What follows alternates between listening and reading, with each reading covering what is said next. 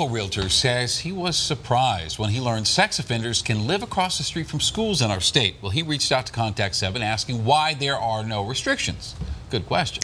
And we will answer that question in just a moment. First, listen to this. There are 231 elementary schools in DPS. At 90% of those schools, there's a sex offender living within a half-mile. Those numbers are shocking, I know, to a lot of parents, but there's a reason those offenders are allowed to live so close to schools. Denver 7's Jessica Porter joins us to show us why. Jessica?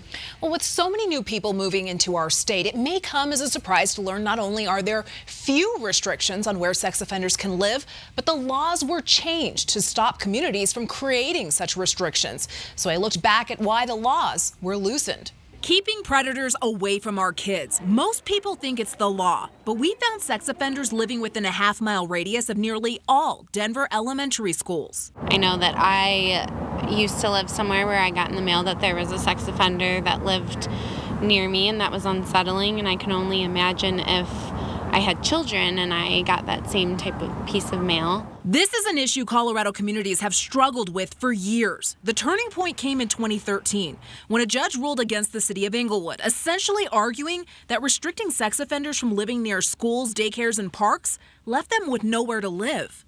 The case was brought up by the ACLU, who argued such laws gives residents a false sense of security. It may make certain people feel more comfortable that they know where sex offenders live. It's not making society any safer. The ruling prevents all Colorado communities from enforcing such housing limitations. And some people we spoke with, no matter how uncomfortable they are with the idea, agree. Yes, I've made house buying decisions based on who is in the neighborhood, but I think they can go anywhere.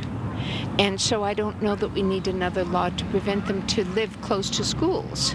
A 2013 study found communities with strict housing laws for sex offenders led to them ending up homeless and less likely to register. When an individual is isolated and not with the proper support of their community and those around them, they are more frequently going to commit offenses of crimes. In the end, many parents are just glad the sex offender registry information is public and available. I just think it's great that we have the registry and that all of us at any point in time can look up to see where they live. So what happens if a sexually violent offender moves into a neighborhood near a school? Denver Public Schools says they get that information if the police notify them. Only then would they pass that information along to parents. Reporting live in the newsroom, Jessica Porter for Denver 7. Thank you, Jessica.